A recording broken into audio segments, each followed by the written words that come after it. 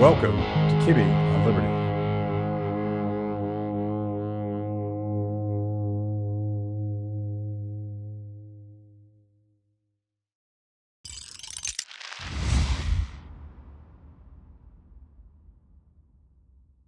Lars, how's it going? Good.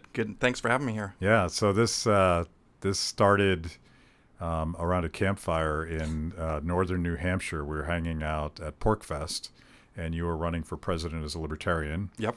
I hadn't known of you before, but we started talking, and that actually led to a conversation we had on stage at Freedom Fest. And here we are. I'm going to get to the bottom of what you and your campaign's all about. Awesome. Looking forward to it. And I'll start with a question I asked on stage at Freedom Fest, and I'm fascinated by this, and I think this dovetails with the theme of your campaign to unrig the system. But a couple weeks ago, they found a baggie of cocaine at the White House, and those of us who love to speculate could imagine where that might have come from. But the Secret Service, whoever investigates these things, and probably one of the most secure buildings in all of the universe, Yeah. they couldn't figure out who it was, and they immediately dropped the case. And at the time, I asked you, like, if that was your house, and the feds discovered a baggie of cocaine in your house, would it end that way? No, not even a little bit. And you know, it's kind of funny. You think the White House has cameras everywhere, I'm sure, in every room, multiple cameras. There's security everywhere. They absolutely know where that came from. They just don't want to deal with it, right? And it's it seems like there's a lot of stories that come out whenever something negative comes out that paints the government in a bad way. Suddenly we're talking about aliens, and we're talking about, you know, things that are going on that are completely outside of the scope. And I was laughing because I thought, you know, we found Osama bin Laden in a cave, you know, 3/4 of the way around the world, hiding in the middle of nowhere with no cameras, but yet we can't figure out who had cocaine in the White House. So of course it's a cover up. It's a rigged system. There's a dual justice system, essentially, for those that have and those that are politically connected and those that, you know, haven't. And we've known that for a long time, right? White collar crime is treated completely different than if you're a regular guy on the street, right? And but I think it's just they're getting more bold about it. You know, people are seeing more and more that the system is rigged more and more, right? And so I feel like that's causing people to be irritated, and it's causing division in our country, because when you don't feel like the system is fair and equal and that it's rigged in some way, it agitates you, right? And that's, I think we saw that in January 6th activities here in DC, and also with all the George Floyd riots that went across the country, as people are just getting irritated and pissed off, and they don't really have an outlet, and they don't see a solution for fixing these problems. I feel like the system's always been this rigged, and as libertarians, we've always been pretty spot on critics of the collusion of special interests, particularly corporate interests, but all the special interests that come to Washington D.C. to get favors. And the really dangerous thing for us is when these interests collude with government and get sort of monopoly power to impose those things on us. But the difference, I think, is that we can see it now. Mm-hmm. And this is the upside of technology and social media. Maybe we'll get into some of the downsides of that rigged system, but now people can see what's happening for themselves, and it is very irritating and frustrating, and you almost feel helpless, like, mm-hmm. Oh, so Hunter Biden gets off, right. and there's like 1,000 drug crimes that he's committed that are documented on his laptop, right? Yeah. So this is not a surprise. And his dad is the guy that wrote the laws that would have put him in jail had he not been the son of a very powerful guy. And so they're starting to see this, I'll sound like a Marxist, but they see haves and have-nots, mm-hmm. and it's based on who has political power. It has nothing to do with the economy. It has to do with who has the power. And it's hypocrisy, right? It's they'll tell you how to run your life, and then they'll completely do the opposite thing. I live in California, and our governor is Gavin Newsom in California. And during the lockdowns, he's up there on TV, he's got his mask on, he's telling everybody, you have to stay in your homes, you can't leave, you got to, and at the same time, he's literally having donor parties at the French Laundry, which is $1,000 a plate, and nobody has masks on, and they're all, and it's just all the elites just kind of laughing at the people, right? Yeah. And I feel like they're getting bolder because they're getting away with it. No, there's no accountability, and so they keep pushing the bar, pushing the Overton window to like see how far they can get away with stuff, and it's it's a disservice to America. It's spitting in the face of Americans, right? Like hardworking Americans that want to, they expect the system to work a certain way, and then they see this and they're like, I don't understand what's going on. How much of these? You mentioned George Floyd, and you mentioned your esteemed governor having dinner at the French Laundry and seemingly not caring that they're taking snapshots of this. So he's like, he probably didn't think about it, but he also's like, I'm the governor. They can't do anything to me. But I feel like the lockdowns really sort of amplified and turbocharged this us versus them thing, because the entire laptop class was imposing all of this stuff on working people, deciding that certain working people were allowed to work because they needed that Uber Eats guy to come to their front door. But if you were the wrong person in the working class, they're like, I don't care if you have a job. Yeah. Your job's not essential. So do you feel like this rigging of the system thing has really exploded with the lockdowns? 100%. I have a friend that owns a hair salon, right? And he was locked down, and all of his people were basically, laid off essentially for a period of time. And then when they finally let him reopen, the regulations that he was, restricted, it was almost like he couldn't even really be in business. And, he almost lost his business. And I have a number of friends like that own gyms or own flower shops or whatever that didn't seem necessary or whatever. But in the end, in hindsight, we all realized that was ridiculous. We know that there was other states that didn't do that, and California was just draconian. I mean, in my town, they were literally arresting people for sitting in their cars with the windows up watching the sunset. Like, old people were like watching the sunset, and the cops are banging on their door like, you need to go home and get in sheltering. And it's like, how are you going to get COVID through my closed window outdoors? It was ridiculous, right? And they were arresting people for paddle boarding out in the water all by themselves. I mean, it's just the hypocrisy of the whole thing. And I think you're right. It just really showed people how disparaged and rigged the system was, that certain groups of people get a free pass and other groups of people have the law overly applied to them, right? There's also that level. Like, it's like some groups of people get really subjected to over policing and over legal procedures, and then other people do the exact same thing, and it's like, well, we'll just talk about something else today. It's no big deal. Yeah, we'll talk about aliens. So I happen to agree. I think I agree with what you were inferring with the alien thing. I think with all these things going on, we're about to start World War III, and the economy is not even in the tank; it's beyond the tank because of rampant inflation and all of these jobs and businesses that they destroyed during lockdowns. And let's talk about aliens, okay? Because that really matters.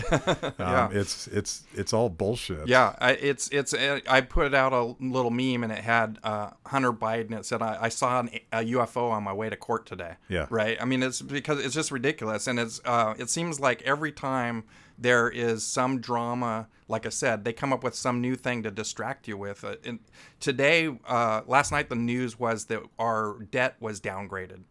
From AAA to AA, and the stock market sold off today, and it's they're not even really talking about that, right? But that's the thing that actually affects all the people. Instead, they're talking about Trump and all the things that are going on with that sort of stuff that's going on, and they're not focusing on the things that actually matter to people, right? Yeah. Which is their pocketbook, right? Yeah. Which is how they're going to put food on the table, and they just kind of smooth over this whole inflation thing, which is what everybody's suffering under right now, right? And that is, to me, a rigged economy. And it's rigged because the Federal Reserve and the constant money printing and fractional reserve currency, all that stuff just basically creates this income inequality. And every time they do a bailout, it just basically bros out all the guys at the top, and it crushes all the people at the bottom. And we just see it over and over and over again. At Kibbe on Liberty, freedom is a lifestyle 24/7, something you live and breathe and wear every day. If that describes you, you need the very best Liberty swag in the market today, just like this shirt I happen to be wearing. Go to freethepeople.org/KOL and check out our exciting merch. You too can love Liberty and look cool.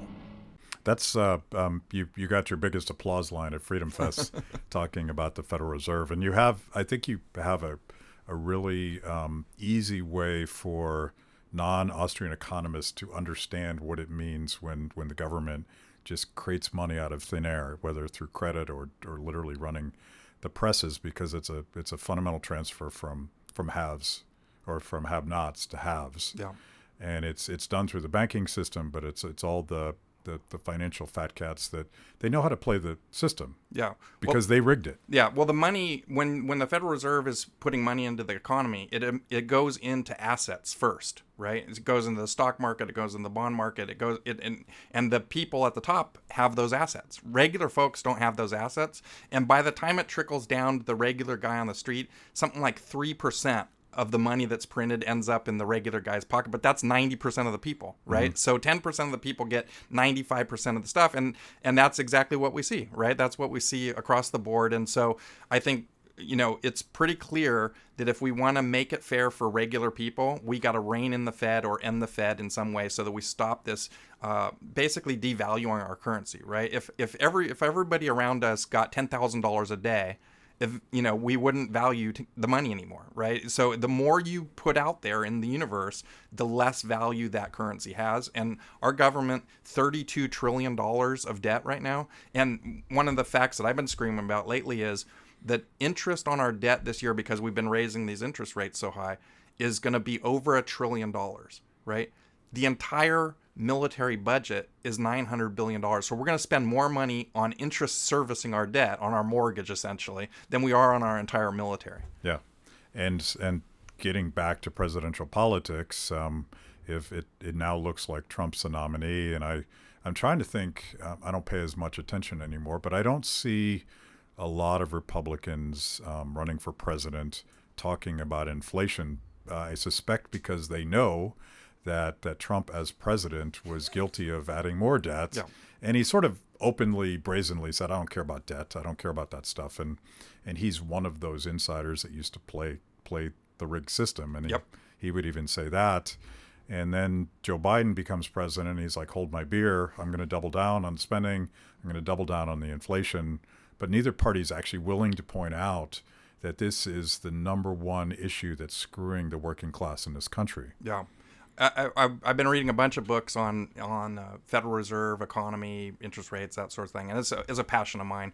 And yeah, the system is just rigged against the regular little guy, right? And we keep. I think that they've gotten to the point now where Congress most people in Congress probably don't even know about the stuff that we're talking about. It's kind of nerdy, you know what I mean? And I remember I read a Ron Paul book about End the Fed, and he was saying that the people that were in Congress with him came up to him and said, you mean our currency isn't backed by gold anymore? And this was a congressperson, right? Yeah. And so, it doesn't matter to them, because what they want to do is just kind of bro out people as much as possible and keep the ship floating. I think they've realized that they can just keep printing this debt, and somebody else will have to deal with it at some point, and they can look really good for, basically propping up the economy falsely, right? It's a faux economy that we have right now, because if we were really fiscally responsible, things would be really bad. Yep. Right. We just keep throwing money at it and hoping that it kind of smooths itself out. But if you look at the projections of debt and all the things that are coming due, it's a catastrophe. The end is near.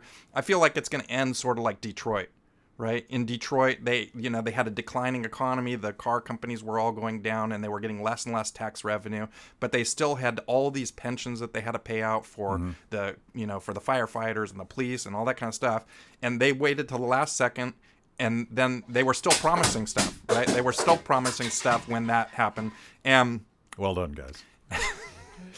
And so yeah, at some point I'm going to hire professionals, but not today. Not today. Yeah. And, then essentially they left everybody holding the bag. And it was the little guys that got left holding the bag. The politicians who had enacted all that stuff for the last 50 years, they didn't get stuck holding the bag. Right. Yeah. All they have to do is kick the can down the road. And if they ever get caught, then they just change the subject, or they blame somebody else. Like the people that created that slow spiral of death in Detroit never were held accountable for it. Yeah. And they're like, well, it's capitalism, or it's whatever it is.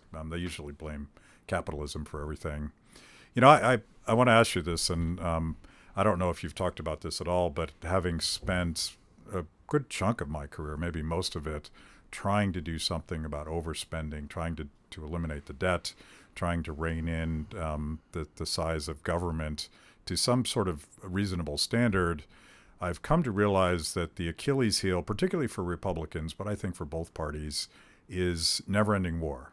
Mm-hmm. Because you can't actually do never-ending war if you don't have the ability to manipulate the currency. So much of it is financed through the Fed, mm-hmm. not through taxes, not even through borrowing. It's just Fed Reserve manipulation. And it was Trump that undid those few limits on defense spending that the Tea Party imposed some 8 years before that. It was Republicans that undid the fiscal responsibility because they wanted to spend more on defense. Yeah. What's driving the debt in your mind?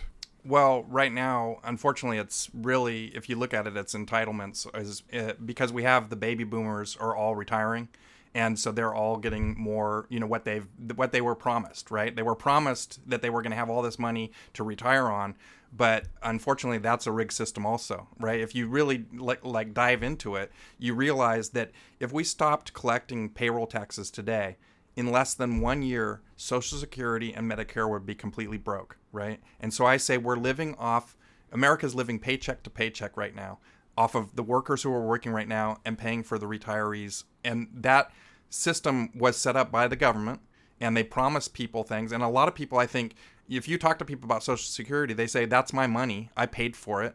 My money should be there, but your money's not there. Right. And so we're literally living off these, and it's a Ponzi scheme, right? That's the definition of a Ponzi scheme, is you're borrowing money from these guys to pay off these people. And at some point, that's going to come crashing down. And if you look at the projections, I don't know where we get all that money to pay for all that stuff. And so we really have to have a sober discussion about that. And no one in Washington really wants to do that. And the reason is because it's like the third rail of politics, right? If you talk about any of that kind of stuff, it's just like you're done. And so, but I think we need to have a real discussion, because otherwise Detroit is our future, right? If you just keep burying your head in the sand, eventually it breaks, right? And what the break looks like is the 1930s Great Depression. This would make that look mild, really, honestly. When the bubble burst on the Federal Reserve and all the printing and all the debt that we have, everybody is going to suffer dramatically. And it's not just going to be Americans, it's going to be the whole world, because we're the world reserve currency, right? So it's going to be a global depression, and it will be bad. Yeah, I would assume that if we go, assuming the economy doesn't crash, if we go along the same track we are, the way that they deal with entitlement obligations is to pay it off with funny money. And so they're going to give you what you were promised. Yes. But those dollars aren't going to be worth anything. So you'll be filling wheelbarrows full of currency to buy a loaf of bread. Yeah. Which has in fact happened. 100%. And I've often said that part of the way the government is going to get out of the entitlement situation is to inflate their way out of it, right? Exactly that. They're going to pay back the money, but you're not going to be able to do anything with the money. The solution that I think that we have that could fix this, right, is we need to grow our economy. We need to grow GDP. If we grow GDP dramatically, then the tax revenues that we're getting right now would more than pay for these situations that we have, right? So I feel like the opportunity that we have is to really power the engine of America. And to do that, we need to, there's a whole slew of things that we need to do. But I really feel like we could get GDP to 4 or 5%, and that would really fix a lot of these entitlement programs and pay the things that we promise people. Thank you for joining me today on Kibbe on Liberty, and for being part of our fiercely independent audience. Every week, my organization, Free the People, partners with blazetv to bring you this show. My guests bring smart perspectives on everything from current events to timeless philosophical debates. If you like what you hear, go to freethepeople.org/KOL and support Kibbe on Liberty so we can continue to produce these honest conversations with interesting people. Now, let's get back to it. Yeah, think about, and I know you've talked a lot about healthcare as a rigged system as well, but having, again, tried to move a lot of these entitlements from a defined benefit to a defined contribution, it's always so demagogued. And I sort of decided that the best thing to do with something like Social Security, when people can legitimately claim I was promised this money and I put money into the program, is to let young people who know that that money won't be there for them voluntarily opt out and choose to do more of a defined contribution-based system that's going to grow dramatically, and they're going to have a real retirement. Yeah. But like, instead of saying I'm gonna scrap this system, and a lot of people are going to get hurt by that, we could say, let people choose. Yeah. Let people decide for themselves. Yeah, I'm 100% on board with that. I think that we have to honor our commitment to people. You can't put out 20, 30 million people on the street and say, oh, I'm sorry, too bad you paid in the system. Sorry, the government lied to you. We screwed, Yeah. that wouldn't work. We can't have 30 million people homeless on the street, right? Or starving. That just doesn't work. That's ridiculous. But I do like the idea of letting the young people kind of opt out of the system and start saving for themselves. And it kind of gets to that point where if what we were talking about earlier is if more people were asset owners, then more people would be invested in the system where they're getting the growth from all this money printing and that sort of thing. So I think that I'd like to see people be more tuned into the economy and more kind of tied, because I feel like if people have buy-in to the overall economy, then they're going to want America to do better, right? So I feel like I want to get everybody kind of moving in the same direction with the same kind of goals to kind of make America a better place for everyone. Yeah. Ownership is freedom for a lot of people that don't have access to that right now. Yeah. Well, let's talk about healthcare, because the healthcare system, I yell at this guy all the time about what I call it. I blame Obamacare, but honestly, it's a system that's been rigged since the 1930s. What's your take on what's the problem with skyrocketing healthcare prices, and what would you do about it? Yeah, crony capitalism. We have government in bed with insurance companies and in bed with the healthcare industry. There's so much regulations that creates monopolies. I mean, there's so many things wrong with the healthcare system. My family, our rates just go up and up and up, and I'm sure that's the case for everyone. And the quality of our care keeps going down, right? I call up and I say I want to get a doctor appointment. They say, okay, in 6 months you can get a doctor appointment. Oh, and it won't be with a doctor; it'll be with a nurse practitioner, right? And yeah, this is because essentially we've opened up the healthcare system so that everybody can use it and they have no buy-in to it, right? So there's overuse of our healthcare system right now, and when you have overuse, you have less supply, you have less ability for people to use, and you see that with not being able to get a doctor, But I think that there's like insurance companies, the whole thing is just kind of a rigged scam system, because with insurance, every state is different. Every state has state regulators. It's not even just a federal thing. It's that each state kind of rules over who you can buy insurance through and how you can buy insurance. And for me, if I want to buy insurance, say from somebody in London to cover my health care, why can't I? Right? Like, it should be a more open market. This closed rigged market just basically creates a few monopolies, and it's kind of like the airlines, right? There's 3 or 4 airlines, and it's all heavily regulated, and so the price keeps going up, and they keep merging together, and pretty soon there's only like 2 or 3 things that are creating all of your healthcare for you, right? So what we need is a lot of competition. More competition in the healthcare industry, I think, would be very beneficial.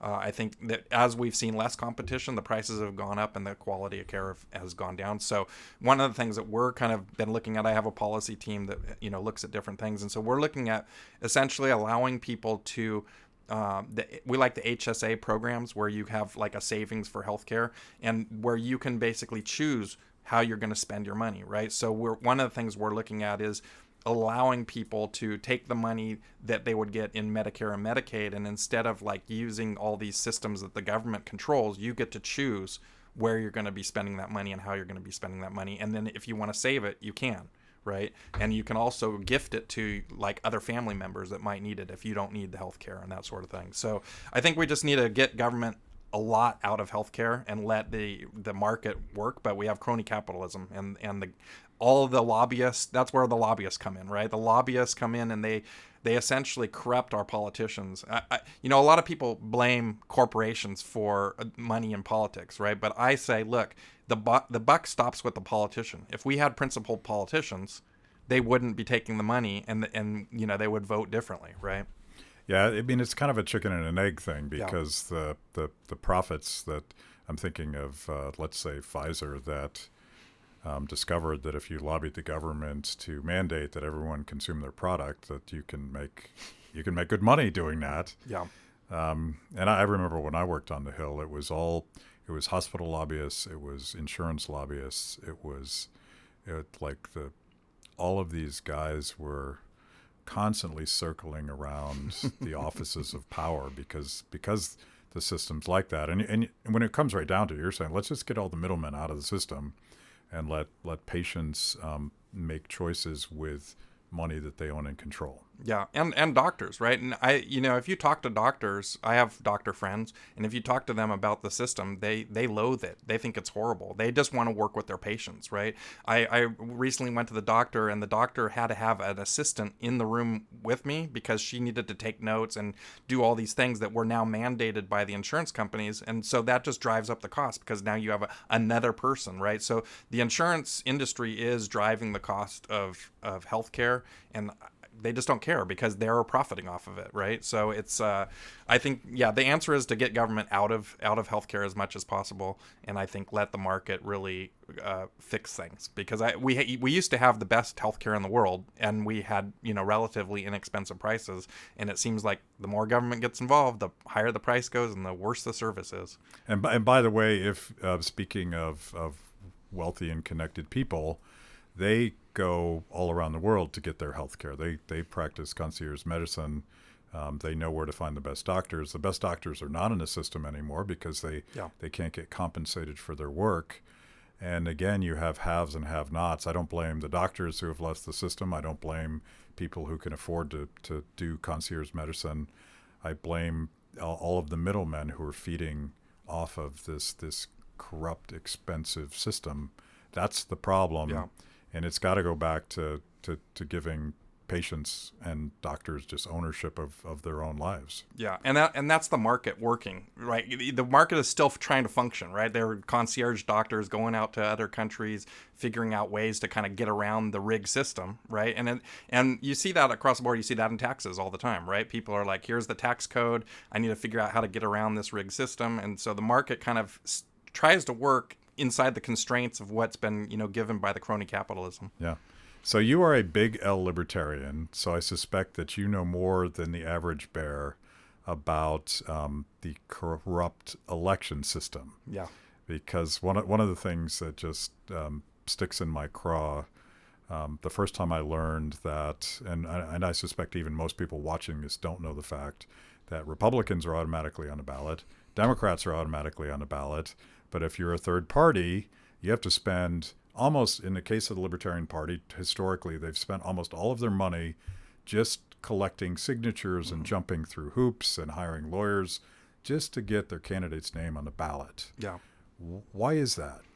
Well, I mean, the people who were writing the laws are the Democrats and the Republicans, and so of course they write laws to suppress anybody else. I think one of the glaring stories in the last couple of years was Larry Sharpe in New York, right, where essentially he was running for governor, and in the middle of his campaign, they changed the rules on him. They made it so that he had to get more signatures in less time, and then they voided a bunch of the signatures they had. And every state is different. Every state has different, some states are easy to get on the ballot and some states are not. But I feel like if I told you, you can't run for anything. It's not possible for you to run. And I told that to the average person. They wouldn't believe me. They'd be like, well, I'm just going to go sign up and do it. And that's just not the case. And you hear people talking about, well, Trump's going to run as an independent if he doesn't get, the nomination or something like that. And I said, well, he'll just lose. And they go, why? Because even he won't be able to get on the ballot, right? He won't have ballot access. He won't have ballot access, right? So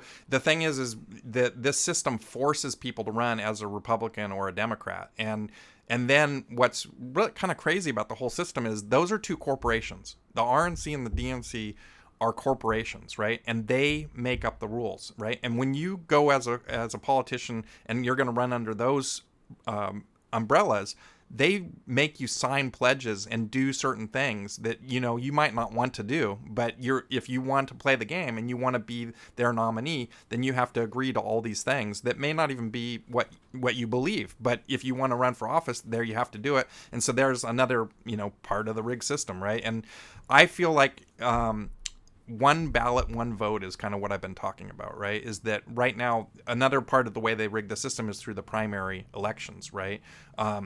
We have a person had just asked me, they said, hey, I'm in Virginia, Lars, and I want to vote for you. Will you be on my primary ballot?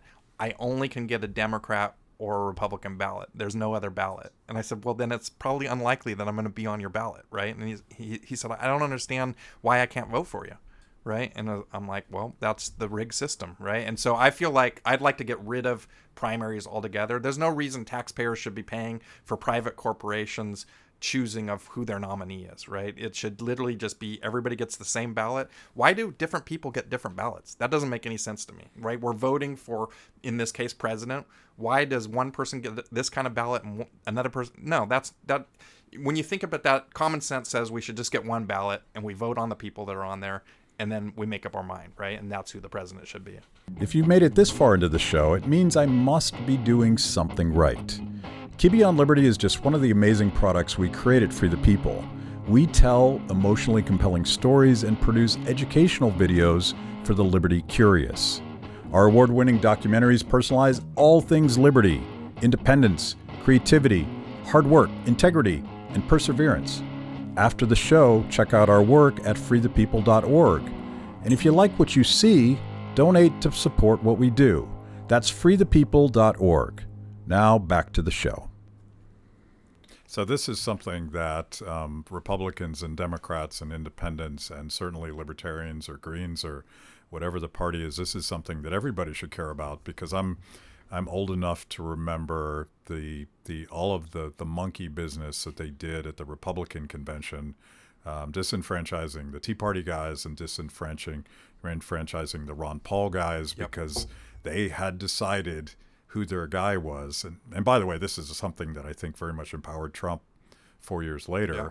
And they did it to Bernie too. Yeah, they did it to Bernie. It doesn't matter who you are. And you see, they're suppressing people right now. Yeah. They're suppressing RFK. They were suppressing some of the down ballot guys in the Republican Party. There, and you've got both former presidents saying we're not going to debate. Yeah. We're not going to debate. We don't, and that seems un-American to me too, right?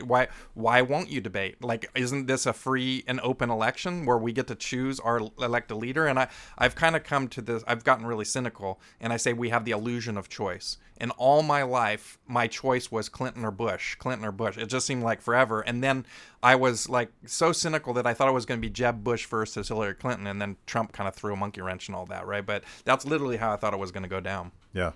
And it gets more, to your earlier point, it gets more blatant every time because within the hallowed halls of the Republican National Convention, nobody's paying attention to the chicanery. Like, there was actually one story I remember because I was part of it, is for some reason certain delegates associated with Ron Paul and the Tea Party, their buses weren't allowed to park. And I'm like, this is really banana republic kind of stuff, but nobody's going to see that. But by the time we got to Tulsi Gabbard and the way that she was excluded from the Democratic primary because she wasn't towing the party line specifically on war, it looked desperate. Yeah. It looked like, and when the Biden machine says, well, I'm not even going to talk to RFK, It tells me that he's weak and vulnerable and desperate. Yeah, and just that that system is insanely rigged, right? Like, it's clear to everybody that system is rigged,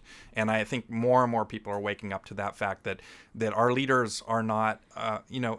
I always said, like, why are these the two guys or gals that I have to vote for? Like, this isn't a choice. Like, what about these other people? I voted for Ross Perot way back when, right? And he got royally shafted. And in fact, a lot of the ballot access laws that we have today are because of him. They were like, he got too close. He got like 20% of the vote. We're never having that again. We're going to make it so that no independent guy like that can ever rise up again. And they just wrote laws to do it. And I get this ballot access like letter, and I was like blown away because in one state there was literally a person who was in the state government, and they were writing a rule to suppress a specific individual from running for office, right? And it's like, that's corruption at the highest level, right? And they seem to get away with it. It seems like, and it's almost like, well, we like, these two parties, they like free and fair elections as long as it's working for them. Yeah. But if it suppresses the other people, they don't care,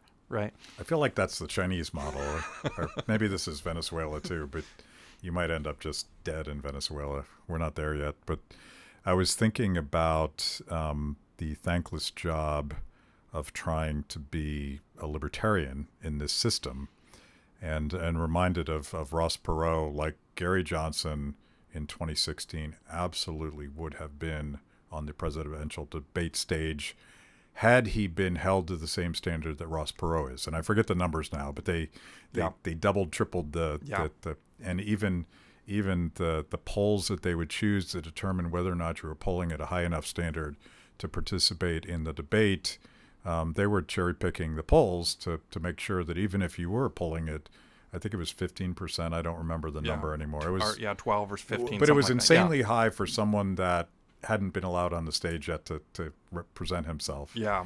How does a libertarian running for president break through? Yeah. So, I mean, that is one good thing, is that they kind of shot themselves in the foot on the whole debate situation, because the League of Women Voters used to run the debates, right? And then a new agency took over, and that agency is run by the Democrats and Republicans, right? And they make up all the rules for the debate situation. So they, just like they did to Larry, where they changed the rules in the middle of his governor run, they will change the rules in the middle of the debate. And there's no way we can get around that, because it's a private corporation that's running it, right? And the media is completely in bed with these two agencies and they're complicit in the whole thing, right? So, but the beautiful thing is we have things like this, what we're doing right now, where you can get your message out. You can go on Joe Rogan. You can, now Tucker's running a show, right? There's all these things, Twitter Spaces, X Spaces it now.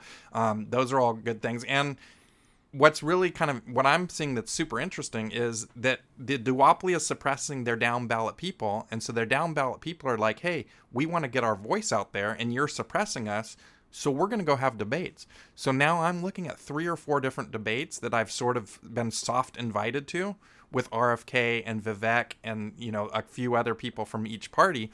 And I think that is going to really open up the doors. And suddenly the duopoly is going to be like, wait, we're not doing the rules anymore. How did these guys get around us? And so I think the new media, the internet, is really going to it is democratizing, right? It is disruptive, and I think that's a good thing, right? Yeah. I think that the flow of information, unfortunately, we've seen the suppression of the flow of information. Government is now trying to stop even that, because they realize that that's a threat, right? So they are in there literally telling social media companies, cut back on these people, don't let those people go, suppress those people's voice because we don't want to hear it. I mean, it really is Banana Republic. It really is it's ridiculous. And when you start putting this whole picture together, it feels overbearing that the system is so rigged. What can we do as people, right? How can we get out of that kind of situation? Again, to my opening thesis, like I feel like the system was probably always this rigged, but it was closed, it was top down, and you would be unaware. And I try to put a positive spin on the fact that the FBI, probably the CIA and all these alphabet agencies and Homeland Security and everything else were sorting through our tweets to see if we said something that they disagreed with. That is so insanely sloppy and desperate that I gotta believe that they're scared to death that the truth and real small d democracy is going to break through. Because people have a voice, they have access to alternative information, and a third party breaking through is it's kind of part of the litmus test, whether or not my thesis is true. Because the one of the few places where this radical democratization hasn't taken place is politics. Because of this duopoly in these two corporations. It's going to break. When's it going to break? Yeah. Well, I mean, that's kind of one of my plans is that, it's an uphill battle, obviously, for a libertarian to become president. But I've kind of focused on winning an electoral vote. And I've really delved into it. And there's a couple of states that look really interesting and look achievable for winning an electoral vote. And I think that would be one of those things that might be an aha moment for people there. Because you always hear, I'm not voting Libertarian, they can't win. I'm not throwing my vote away because Libertarian can't win. But if you can show that you can have success, right? We've only ever won a electoral vote one time, and that was in 1972, and it was a rogue elector, right? It wasn't a real win.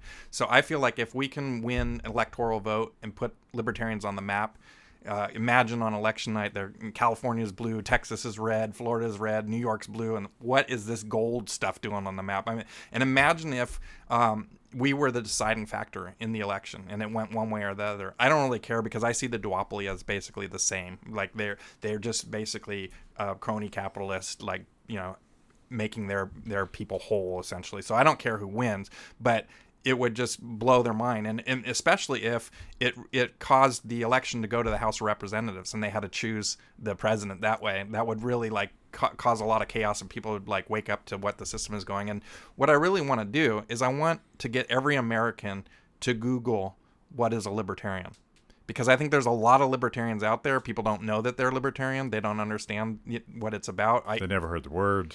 I every day on social media, because it has lib in it, people call me a libtard, right? And I'm like, no, it doesn't have it. And then in the same thread, somebody will call me a MAGA guy, right? And they don't understand that you can be left or right and be a libertarian. The difference is that you want reduction of state. You want to get rid of the authoritarian and, live your life the best that you can without harming other people.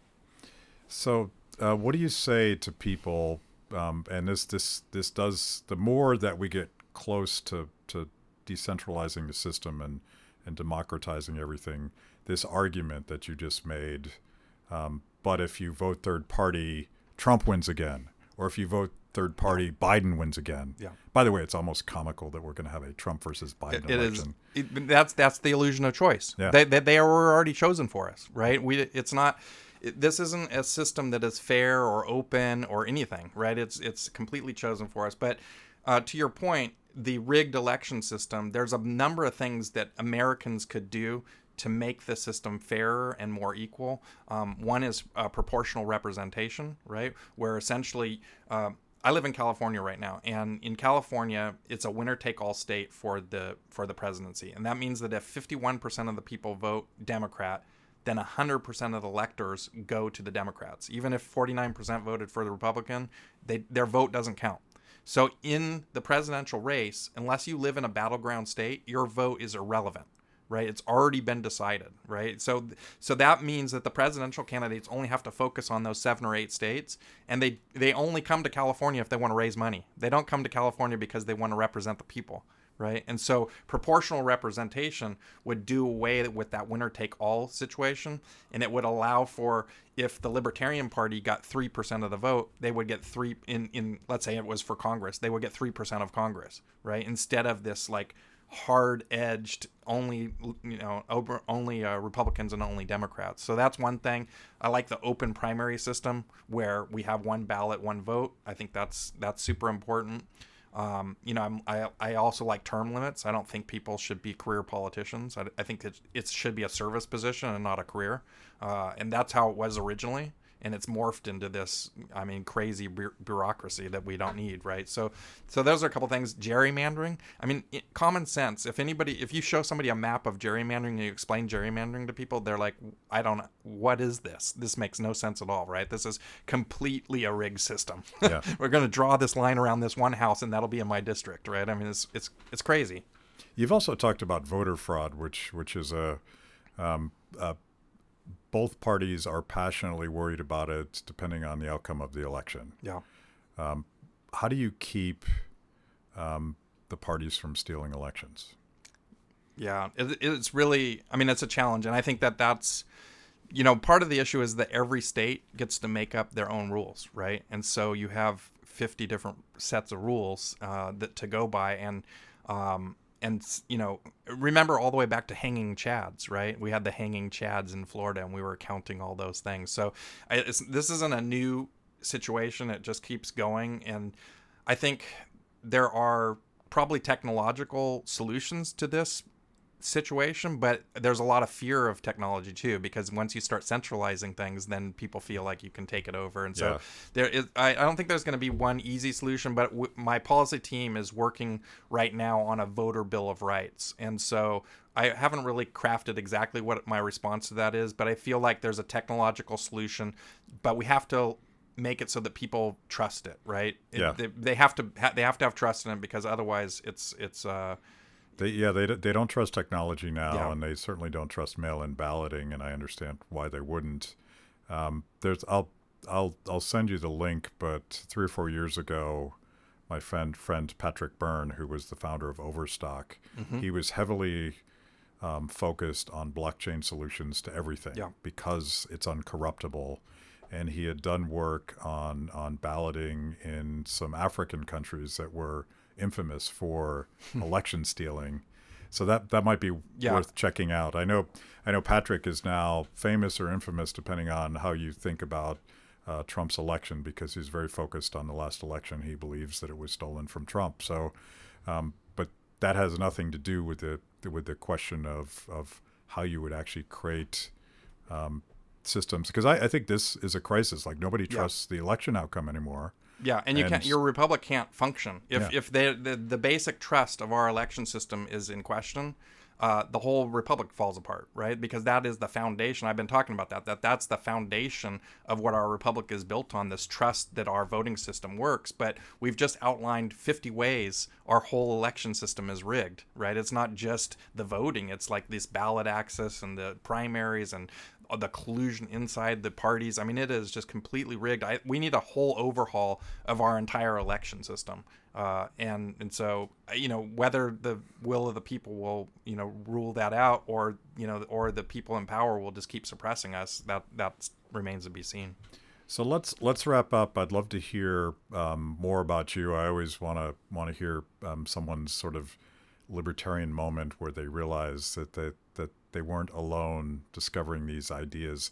How did you discover these ideas? And you, because you've been a lifelong libertarian, I believe. I've been a small L libertarian for a long time, and so, like I said, I voted for Ross Perot. I really was drawn to him because of the fact that he was talking about the debt and the this constant borrowing of money, and that we were going to have to pay it back, and and I was young then, and so I was like, yeah, I'm going to have to pay back all this money. I don't want to pay it back. Why? Well, I didn't get any benefit from it. And then Ron Paul came along, and I voted for Ron Paul 2 times, and 2007-ish, there was Facebook had just kind of started coming on the space, and they had one of these quizzes going around, and the quiz, it said, all my friends were taking it, and it said, this friend's a Democrat, this friend's a Republican. And I said, oh, this will be a hoot, because I've never known what I was. I always just voted for the guy that made the most sense to me. Is this the world's smallest quiz? I think it was similar to that. I don't know if it was exactly that one, but I took it, and it showed me at the top of the chart as a libertarian, and I was like, what's a libertarian? And I literally had to Google what's a libertarian, and that's why I want every American to Google what's a libertarian, because as soon as I did it, I was like, oh, these guys, this is my aha moment. These have all the beliefs that I've been talking about this whole time. I can't believe there's actually people doing this. And then I was like, well, who's running for president as a libertarian? Oh, Gary Johnson. So that was the first time I ever donated any money to a political campaign, because I was like so excited that I had found my people, right? Yeah. So and then it's just been I've been really getting more and more active ever since then, essentially. Talk about your business career, because you've been very successful in tech. Yeah. I was fortunate enough to live in Silicon Valley in 1994. The Mosaic browser had just come out. Mark Andreessen had just basically discovered the internet, and I was working selling motherboards, and the guy said, you should get on the internet and sell these motherboards. Inner what? And so I literally, it was just baptism. I didn't go to school. I didn't, and as soon as I started learning that, I realized that there was a lot of money to be had in getting advertising dollars and getting eyeballs to look at things. And so I just kept building companies that were mainly around marketing and trying to get as many people to look at something as possible and to get the message out there. And then eventually I ended up with a company called Friend Finder Networks, which is a big dating websites. And I merged my company with a partner, and we created that company. And it grew to 600 employees doing $350 million in sales. And then we sold that company in 2007. But I didn't stop there. I'm a passionate car enthusiast. And so I started a bunch of Facebook pages as a hobby around cars. And that grew into another 10-year business with 25 million fans on Facebook. So you know a little thing about building systems outside of the monolith. Yeah, and that's really that's one of the main things that I'm bringing to this presidential race as a libertarian for the Libertarian Party, is that I feel like I have the best ability to get the most people looking at what is a libertarian and drawing the most people into our party and our movement. Yeah, like we did a quiz like that in 2016 as well. And again, my assumption's just like yours. I've given talks to large audiences of students where I used the word libertarian, and I got blank stares, and I had to ask, like, does anyone know what that even means? And they're like, we've never heard that word. Mm-hmm. So I think that's a marketing opportunity. Mm-hmm. Perhaps it's a marketing tragedy that more people don't know, but here we are. It's a thing. Yeah. It's a thing. Okay, well, we'll be watching, and we'll see what happens. Good luck to you. Thanks so much for having me. Yeah. Thanks for watching. If you liked the conversation, make sure to like the video, subscribe, and also ring the bell for notifications. And if you want to know more about Free the People, go to freethepeople.org.